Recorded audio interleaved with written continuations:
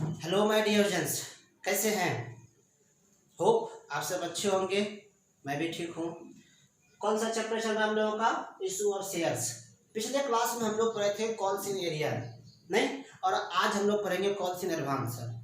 Calls in arrear का just opposite होता है कॉल्स इन एडवांस। कोई थोड़ा बहुत डिफरेंस है, मतलब अपोजिट समझो। कॉल्स इन एरियर का अपोजिट कर देना है कॉल्स इन एडवांस में। बताओ कॉल्स इन एरियर में क्या बताए थे? कॉल्स इन एरियर में बताए थे कंपनी ने आपसे पैसा मांगा और आपने किसी इंस्टॉलमेंट का नहीं पेमेंट कर सका। तो आप अगर किसी इंस्टॉलमेंट का पेमेंट नहीं किए कंपनी के मांगने के बावजूद, तो वो अमाउंट क्या है? Calls in arrear. बताए थे डिफिनेशन में, when any share holder could not pay the amount of allotment और एनी अदर शेयर्स और any other instalment calls, that amount is called calls in arrear. नहीं, अगर कोई भी इंस्टॉलमेंट का पैसा, अलॉटमेंट का या किसी अन्य कॉल का पैसा नहीं आ पाता है कंपनी को, तो वो अमाउंट कॉल्स इन एरियर है। तो आज हम लोग जस्ट अपोजिट देखेंगे calls in advance. Means company अभी मांगा भी नहीं है किसी इंस्टॉलमेंट का और आप एडवांस दे देते हो। नहीं, जैसे मान लेते हैं कि आप मेरे पास 11th में पढ़ रहे हो और 12th का पेमेंट अभी हम मांगे भी नहीं है और हमको आप अभी ही दे दिए। 12th का पेमेंट अभी दे रहे हो तो वो मेरे लिए क्या है? कॉल्स इन एडवांस है। ठीक है, लिखो definition. Calls in advance. Calls in advance का क्या मतलब होता है? देखो, any share holder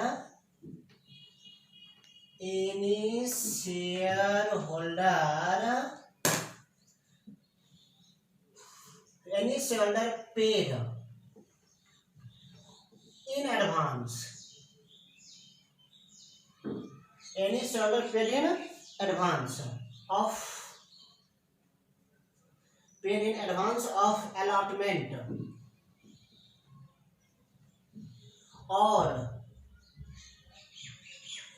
any other calls,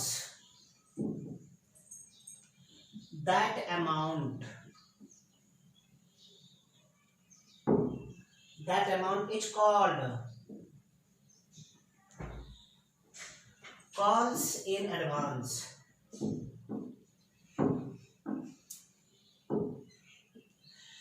क्या लिखा है बच्चे? When any shareholder paid in advance of allotment or any other calls, that amount is called calls in advance। बताओ इसमें किसी को कोई दिक्कत? हिंदी हो गया मांग पर अग्रिम राशि। हिंदी क्या हो गया? मांग पर अग्रिम राशि। हिंदी लिख करके हिंदी लिखो, डैश दो और लिखो, जिसको लिखना हिंदी में लिख लो। देखो, जब कोई अंशधारी अलॉटमेंट का या किसी अन्य कॉल की राशि पहले भुगतान कर दे तो वह राशि मांग पर अग्रिम राशि कहलाता है। बताओ इसमें किसी कोई दिक्कत? आगे देखो, ऑब्जेक्टिव क्वेश्चन में आ सकता है क्या बच्चे?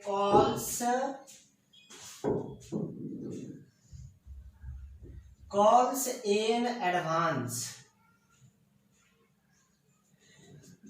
is a current liabilities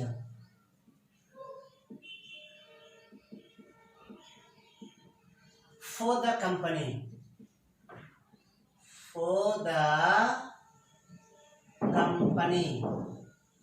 so it is credited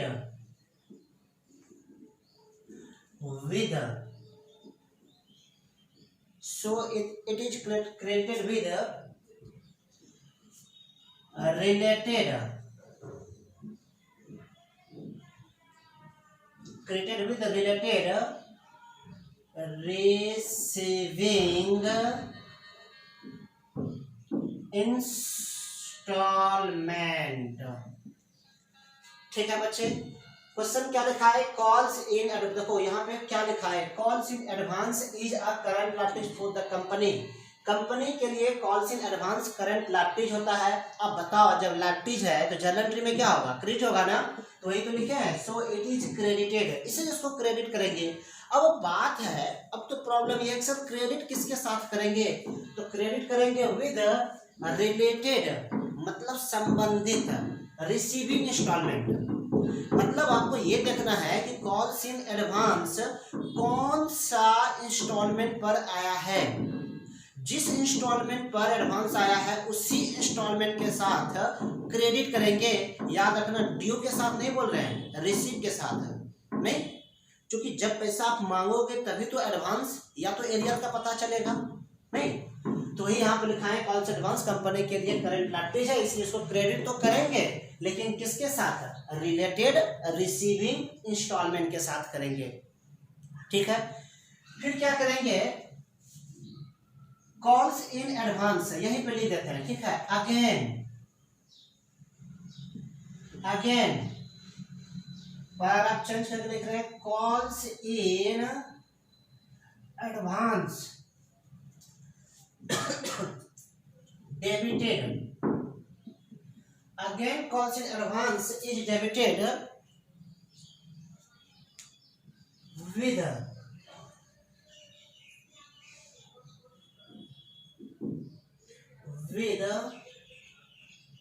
related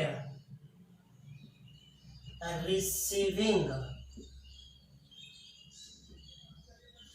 installment at the time of adjustment, at the time of adjustment। देखो ये आपको जनरली करने में सुविधा होगा, इसलिए हम आपको लिख दिए। कह रहा है कि अगेन पुनः कॉल्स इन एडवांस डेबिटेड, पुनः कॉल्स इन एडवांस को फिर डेबिट करेंगे। मीन्स एक बार कॉल्स इन एडवांस को आप क्या कर रहे हो, क्रेडिट, पहले जिस इंस्टॉलमेंट का आया क्रेडिट, अब क्या करोगे, जिस इंस्टॉलमेंट का आया होगा, किस इंस्टॉलमेंट का आया हुआ उसके साथ डेबिट करना है, तो वही यहाँ लिखा है calls in advance debited with related receiving instalment. चाहे आप कॉल्स इन एडवांस का एंट्री क्रेडिट करो या डेबिट करो, एंट्री होगा रिसीविंग के साथ ही, ड्यू के साथ नहीं हो सकता। ठीक है सर, इसको समझने के लिए अगर आपको इसको समझना है तो हम एग्जांपल के तौर पर यहाँ पर देखो लिख रहे हैं।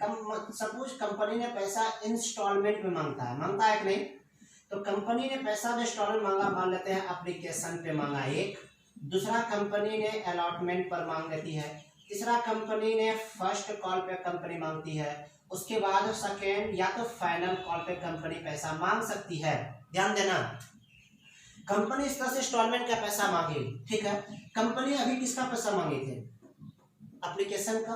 ठीक है, कंपनी फिर किसका मांगा, अलॉटमेंट का। जब कंपनी ने अलॉटमेंट का मांगा था, ठीक है ना, तो उस समय कंपनी ना तो फर्स्ट कॉल का मांगा ना तो फाइनल कॉल का, अभी कंपनी किसका पैसा मांगी है, अलॉटमेंट का। एक शेयर होल्डर है, इसने क्या किया, कंपनी मांगा है अलॉटमेंट पर, इसने क्या किया, इस फर्स्ट कॉल का एडवांस पेमेंट इसके साथ कर दिया। तो फर्स्ट कॉल का एडवांस दे दिया किसके साथ, अलॉटमेंट के साथ दे दिया ना। तो इस पर्सन ने, अब देखो कंपनी फर्स्ट कॉल का मांगा नहीं है अभी, ठीक है, सपोज करो इस पे 2 रुपया है, 3 रुपया है, 2 रुपया है, 3 रुपया है। तो इन्होंने क्या किया, फर्स्ट कॉल का जो कंपनी अभी नहीं मांगा है, फर्स्ट कॉल का पैसा इसी के साथ दे दिया, अलॉटमेंट के साथ। तो ये एडवांस जो दिख रहा है बच्चे, इसके साथ अलॉटमेंट के साथ क्रेडिट होगा। और अच्छा एक बात और पहले बताओ, अलॉटमेंट का 2 एंट्री करते हैं, एक ड्यू और दूसरा रिसीव। फर्स्ट कॉल का भी 2 एंट्री करते हैं, एक ड्यू और दूसरा रिसीव, ये पता है आपको। अलॉटमेंट का 2 एंट्री होता है, ड्यू और रिसीव। फर्स्ट कॉल का भी 2 एंट्री होगा, ड्यू और रिसीव। अब ध्यान रखना, ड्यू न्यूट्रल रहेगा, इसमें तो कोई प्रॉब्लम होगा ही नहीं एडवांस से। ठीक है, जैसा एंट्री होता है वैसे एंट्री करना, जितना अमाउंट होगा, अमाउंट एंट्री में कोई फर्क नहीं पड़ेगा, ड्यू। अब समझो, इस पर्सन ने फर्स्ट कॉल का पैसा किसके साथ दे दिया, अलॉटमेंट के साथ। तो अलॉटमेंट पर कॉल्स इन एडवांस क्रेडिट हो जाएगा क्या बच्चे, कॉल्स इन एडवांस। और तो रिसीव इंस्टॉलमेंट के साथ जब अलॉटमेंट का रिसीव करोगे तो उस समय अलॉटमेंट का जो एंट्री होता है वो करोगे ही करोगे। अलॉटमेंट का रिसीव का एंट्री क्या होता है, bank account debit to shares allotment account, बस एक एंट्री और बढ़ा दो, क्या क्रेडिट कर दो कॉल्स इन एडवांस अकाउंट। फिर जब फर्स्ट कॉल का हम एंट्री करेंगे तो ड्यू का तो नॉर्मल एंट्री होगा, ड्यू का तो नॉर्मल एंट्री जैसे करते थे। हाँ, जब रिसीव का एंट्री करेंगे तो यहाँ पर कॉल्स इन एडवांस को डेबिट कर देंगे, कॉल्स इन एडवांस डेबिट, क्योंकि जिस समय नहीं आया सॉरी जिसमें एडवांस आ गया उस समय क्रेडिट है, अब हम एडजस्ट कर रहे हैं डेबिट कर दिए। समझ में आया? तो वही तो हम लिखाए हैं, कॉल्स इन एडवांस को करेंट लाइबिलिटीज है, इसलिए इसको कंपनी क्या करती है, क्रेडिट करता है रिसीव इंस्टॉलमेंट के साथ। अगेन पुनः इस कॉल्स इन एडवांस को कंपनी डेबिट करेगा, वो भी किसके साथ, रिसीव के साथ। तो क्रेडिट भी रिसीव के साथ, डेबिट भी रिसीव के साथ। बताओ इसमें किसी को कोई प्रॉब्लम? आगे बढ़े तो चलिए इसमें करना क्या है, तो इसमें समझ में आ गया। एक ऑब्जेक्टिव क्वेश्चन और है वो भी लिख लेते हैं। क्या है देखो, according to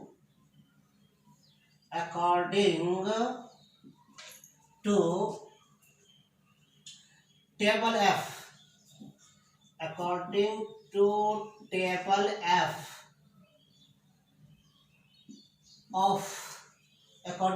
F of company act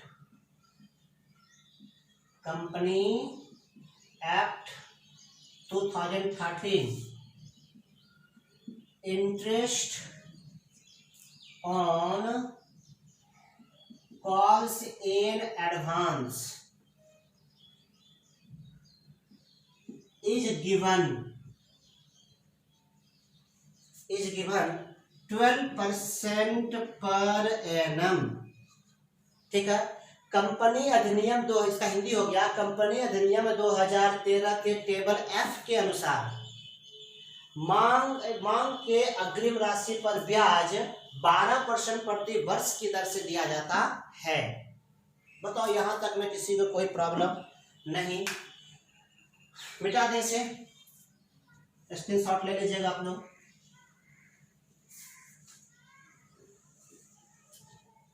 चलो जर्नल एंट्री देखो हम लोग, journal entry regarding calls in advance. अगर क्वेश्चन में कॉल्स इन एडवांस हुआ तो जर्नल एंट्री क्या करोगे? Journal entries regarding calls in advance। ठीक है, एडवांस इसका हिंदी हो गया मांग के अग्रिम राशि के संबंध में जर्नल एंट्री। क्या करोगे इसके संबंध में जर्नल एंट्री बच्चे? तो ये देखो सब जर्नल एंट्री में चेंज होगा क्या? तो नहीं, आप जिस तरह से जर्नल एंट्री एप्लीकेशन का करते थे, अलॉटमेंट का करते थे, first call, second call, final call का एंट्री करते थे, एंट्री में कोई चेंज नहीं होगा, वही ड्यू रिसीव करना है। तब सर लिखाने का क्या मतलब हो गया? एक बार सिर्फ माइंड में इमेज बनेगा। करना क्या है, तो एक नया चीज सिर्फ आया है कॉल्स इन एडवांस। तो एंट्री पहले का एंट्री पहले की तरह रहेगा, कॉल्स इन एडवांस का एंट्री सिर्फ बढ़ जाएगा। मीन्स पहले का एंट्री जैसे हो रहा था वैसे ही करना है, कॉल्स इन एडवांस को क्रेडिट करना एक बार और एक बार डेबिट करना है, और कुछ भी नहीं करना है। जैसे एग्जांपल के तौर पे देख लो, नंबर 1 का ए क्या कर रहा है, when application money received, application money received, when application money received, when application money received with advance,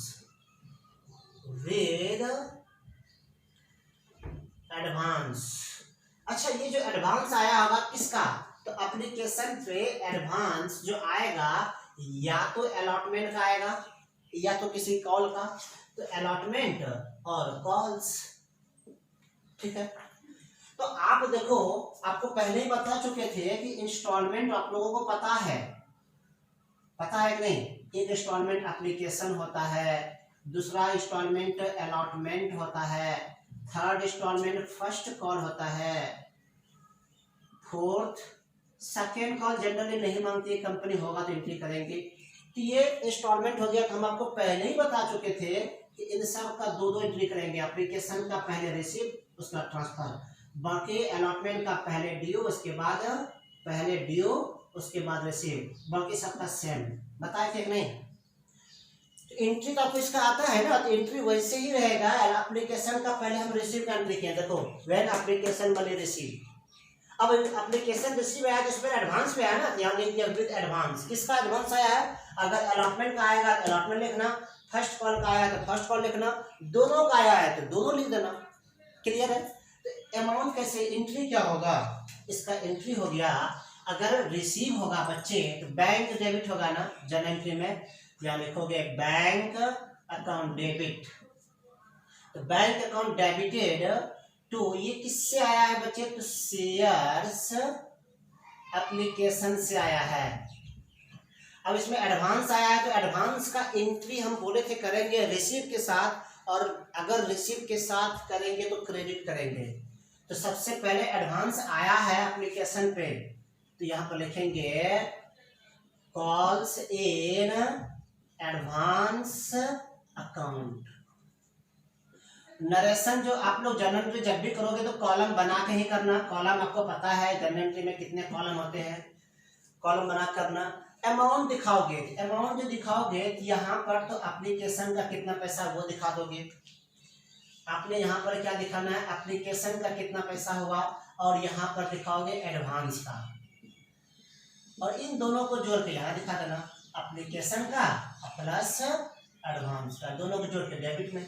नहीं, अच्छा ये तो हो गया एप्लीकेशन का रिसीव का एंट्री। ट्रांसफर का एंट्री क्या करेंगे? वैसे ही जैसे पहले करते थे।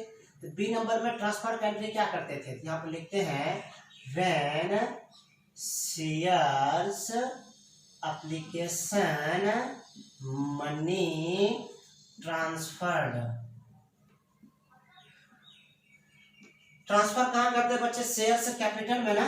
बताओ जनरल में क्या होगा? When shares application money transfer, तो जनरल एंट्री हो जाएगा। एडवांस को ट्रांसफर नहीं करेंगे, जैसा एंट्री करते थे पहले वैसे ही करना। कैसे? यहाँ पे लिखोगे shares application account debited to shares capital account. ये भी क्लियर हुआ। यहाँ पर जो अमाउंट दिखाओगे वो सिर्फ किसका दिखाओगे? एप्लीकेशन का।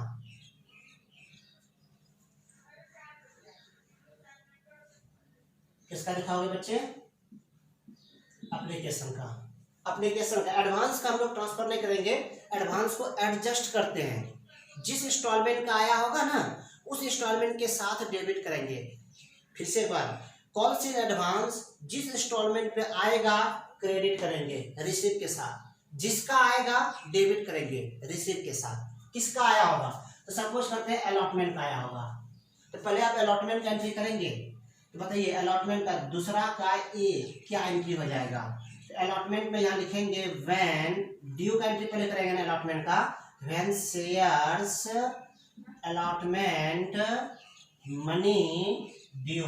जब अलॉटमेंट मनी ड्यू हो जाएगा बच्चे तो जनरल एंट्री क्या होगा? आप बताओ।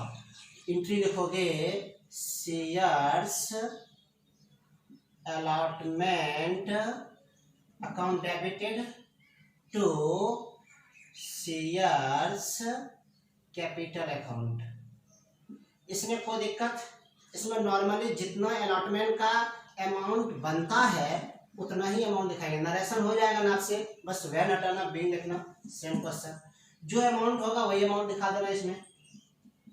ठीक है, अब क्या करोगे? रिसीव का एंट्री करोगे ना, तो रिसीव का एंट्री बताओ क्या करोगे? तो यहाँ पे लिखते हैं when shares allotment money received and calls in and calls in advance is adjusted। बताओ इसमें किसी को कोई दिक्कत? क्या कर रहा है? शेयर्स अलॉटमेंट मनी रिसीव तो हो ही रहा है, साथ ही साथ क्या रहा है? कॉल्स इन एडवांस एडजस्ट कर रहे हैं। तो एंट्री क्या होगा? रिसीव होगा तो बैंक अकाउंट डेबिट, जब रिसीव होगा तो किसको डेबिट कर दोगे? बैंक को। कॉल्स इन एडवांस को एडजस्ट करोगे तो डेबिट करोगे ना, तब करो ना। Calls in advance account debit, और क्या लिखोगे? टू कौन सा इंस्टॉलमेंट का पैसा आया है? शायद अलॉटमेंट का आया, यहाँ लिखोगे to shares allotment account. Narration में बीइंग लेके क्वेश्चन छाप दो। अब समझना, अमाउंट से समझो। सपोज करो कि एप्लीकेशन पर जो एडवांस आया था, कौन सा एडवांस, वो सपोज करते हैं 2000 आया था, और ये एडवांस किसका आया था? अलॉटमेंट का।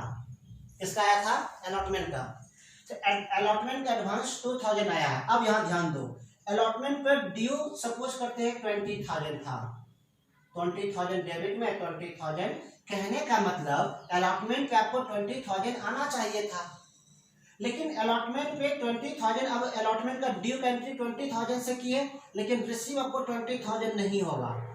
अब बताओ, ड्यू 20,000 कर रहे हो, रिसीव 20,000 नहीं करोगे, क्यों? क्योंकि इसी 20,000 में से 2,000 पहले ही आपको आ चुका है। तो जो शेयर होल्डर ने आपको पहले दे दिया, बाद में उसी पैसे वो बाद में क्या सेम अमाउंट देगा आपको? क्या नहीं ना। तो 2,000 आपको पहले आ चुका है, 20,000 में 2,000 पहले आ चुका है, तभी तो आप क्रेडिट किए थे। अब ये 2,000 पहले आ चुका है, अब क्या करना? नहीं आएगा 2,000, तो आप इसको अब डेबिट करोगे 2,000। तो ये 2,000 यहाँ क्रेडिट है, यहाँ पे 2,000 डेबिट किए। यही बात हम आपको बताए थे कि जिस समय कॉल्स इन एडवांस आएगा, जिस इंस्टॉलमेंट पर क्रेडिट करेंगे, और जिसका आएगा उसके साथ डेबिट करेंगे। किसका आया है? अलॉटमेंट का, तो अलॉटमेंट के साथ डेबिट किए। और एक बात गौर करो कि एंट्री देखो रिसीट के साथ हुआ है, आते समय भी, एडजस्ट करते समय भी रिसीट के साथ। क्लियर हो गया? बताओ 20,000 में 2,000 पहले आ चुका तो वो एडजस्ट कर दिए, तो बैंक में कितना पैसा आएगा? 18,000। टोटल कितना था? अलॉटमेंट 20,000। इसी तरह से अगर मान लिया जाए अलॉटमेंट पर एडवांस होगा, किसका? फाइनल कॉल का, एंट्री हो जाएगा ना। मेन आपको यही देखना है कि किस इंस्टॉलमेंट पर एडवांस आ रहा है, पहले ये देखना है। जिस इंस्टॉलमेंट पर एडवांस आएगा उसके साथ एडवांस को क्रेडिट करेंगे, एंट्री में कोई फर्क नहीं पड़ेगा, सिर्फ क्रेडिट किए। जिस इंस्टॉलमेंट का आया होगा उनके साथ डेबिट कर दिए, और कुछ भी नहीं। क्लियर हो गया ना? Interest on calls in advance our syllabus में अब नहीं है, सीबीएसई में भी नहीं है, बिहार बोर्ड में भी अब नहीं पूछता है। ठीक है, तो बताइए इसमें किसी को कोई प्रॉब्लम नहीं? हटा दे। जनरल एंट्री आपको समझ में आ गया किसके रिगार्डिंग में? तो आप ना एक इलिस्ट्रेशन देखो, इसके आधार पर हम आपको कॉल्स इन एडवांस का एक इलिस्ट्रेशन दिखा रहे हैं, तब आपको ज्यादा इमेज बनेगा।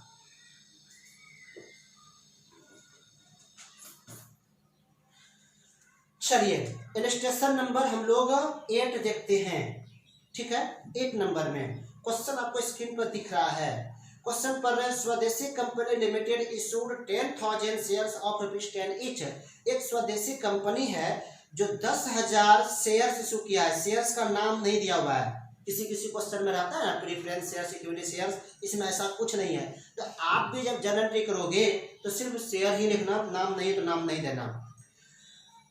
उसके बाद लिखा हुआ है payment on these shares is to be made in the following manners. और इन इंस्टॉलमेंट का, इन शेयर्स का कंपनी पैसा जो मांगा है वो नीचे मांगा है। अब अलग अलग डेट को मांगा है। एप्लीकेशन पे 3 रुपया मांगा है, क्या तारीख को? 1 जून 2019 को। फिर अलॉटमेंट पर 3 रुपया मांगा है, ये क्या तारीख को? तो 1 मार्च 2019 को।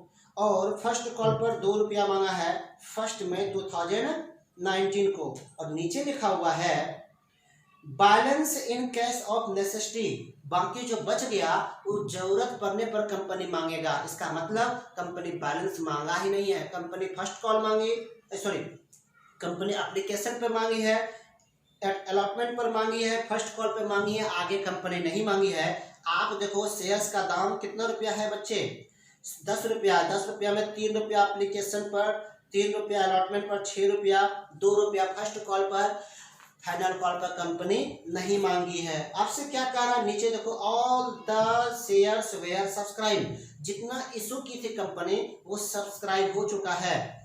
अब कह रहा है Minku to whom 500 shares where allotted, Minku जो 500 शेयर्स खरीदा था, paid the full amount on first call, उन्होंने फर्स्ट कॉल पर ही पूरा पैसा दे दिया।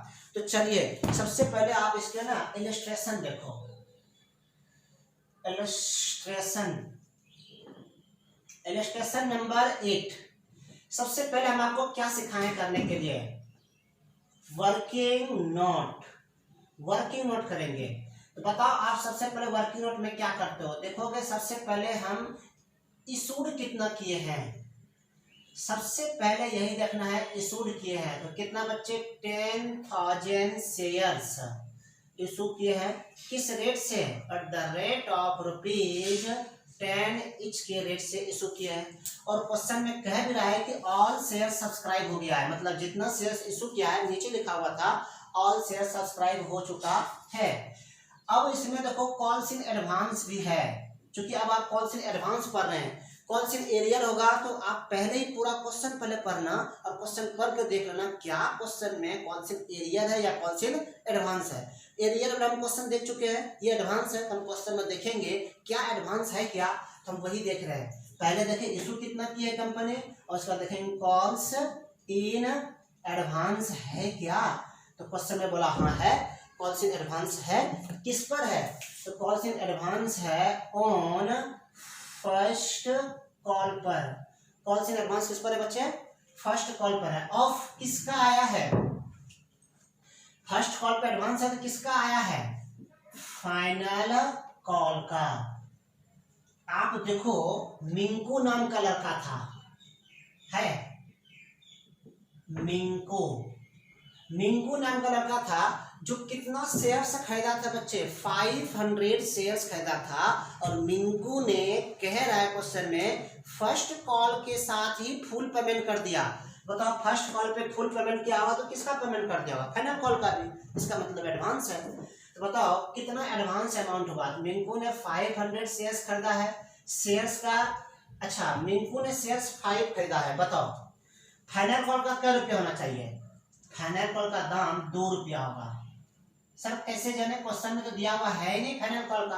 तो देखो ना 3 रुपया एप्लीकेशन पे मांगा है, 3 रुपया अलॉटमेंट पे, 6 रुपया, 2 रुपया फर्स्ट कॉल पे मांगा है, 8 रुपया, शेयर्स का दाम 10 रुपया है, 10 रुपये में 8 रुपया कंपनी मांग चुकी है, 2 रुपया कंपनी बोली थी जब जरूरत होगा तब मांगेंगे।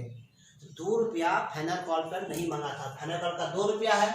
मिंकू ने इसी फाइनल कॉल का किसके साथ दे दिया, फर्स्ट कॉल के साथ दे दिया, नहीं, इसका मतलब फर्स्ट कॉल पर एडवांस हुआ, फर्स्ट कॉल पर क्या हो गया बच्चे, एडवांस हो गया। तो बताओ एडवांस का अमाउंट कितना हो गया, तो यहाँ देखो 500 शेयर्स है और मल्टीप्लाई किसको करोगे, जिसका एडवांस आया उसी का ना, तो 2 रुपया के रेट से मल्टीप्लाई करो। तो बताओ फर्स्ट कॉल पर एडवांस कितना आया, एडवांस अमाउंट जो फर्स्ट कॉल पर आया होगा, फर्स्ट कॉल पर एडवांस आया, किसका आया एडवांस, फाइनल कॉल पे, तो 1000 हुआ प्यारे बच्चों। अमाउंट की बात करो तो 1000 हो गया, नहीं हुआ। तो जानते हो इसके साथ आप क्रेडिट करोगे कॉल्स इन एडवांस, जिसके साथ एडवांस आता है क्रेडिट, और फाइनल के साथ कॉल्स इन एडवांस को आप क्या करोगे, डेबिट करोगे, नहीं। अब हम लोग देखते हैं पेबल एज कंपनी जो पैसा मांगी है, अब यहाँ पे डेट दे दिया हुआ है, अलग अलग डेट में मांगा है, और यहाँ पर इंस्टॉलमेंट हो गया, इंस्टॉलमेंट डेट हो गया, कौन सा डेट पे कौन कौन इंस्टॉलमेंट मांगा है, और यहाँ पर फिर हम लोग अमाउंट ले लेंगे, ठीक है। तो बताइए कौन कौन सा दिया हुआ है बच्चे, एप्लीकेशन को जो मांगा है 1 जून को, तो यहाँ पर लिखते हैं 2019 में 1 जून को मांगा है किस पर बच्चे, शेयर्स एप्लीकेशन पे। तो बताओ शेयर्स एप्लीकेशन पे कितना होगा, तो शेयर कंपनी इशू कितना किया है 10,000, देखो ना एप्लीकेशन का रेट का रुपया है 3 रुपया, तो इस हिसाब से कितना हो गया 30 को 10 से मल्टीप्लाई कर दो तो 30,000 नहीं हो गया, यहाँ पे अमाउंट लिख लेते हैं। अब बताइए 30,000 जो बच्चे आया अमाउंट, इसका आपको 2 एंट्री आपको आता है नहीं, पहला रिसीव का और दूसरा ट्रांसफर का।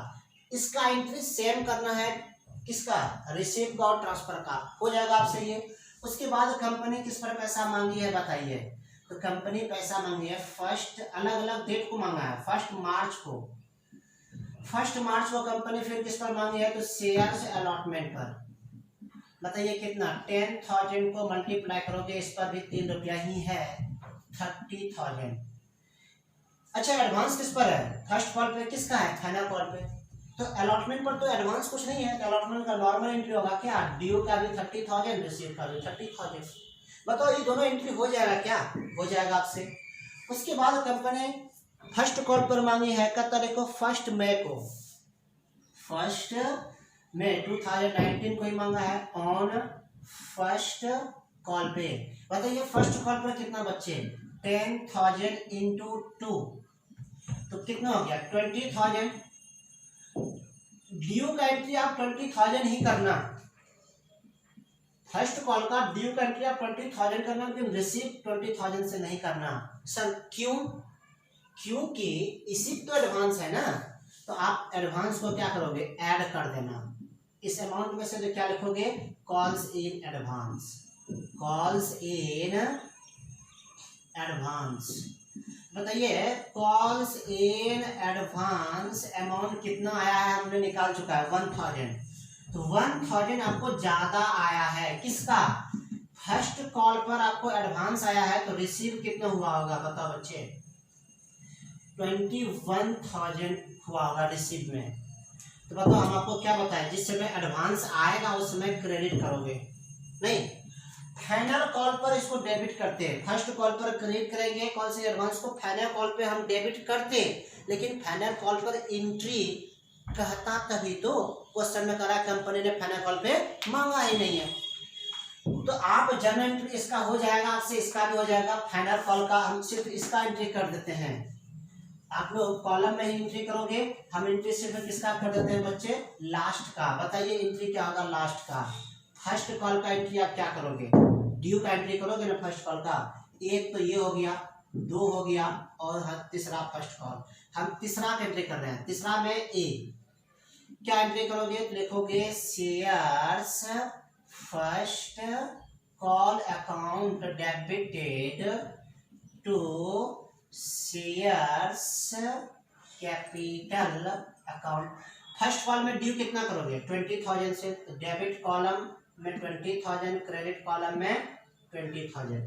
नरेशन आप लोग को आता है, क्या लिखोगे, लिखोगे being shares first call money due, क्या लिखोगे being shares first call money due. अब रिसीव का एंट्री करोगे बी नंबर में, तो एंट्री क्या करोगे, रिसीव करोगे तो बैंक अकाउंट डेबिटेड।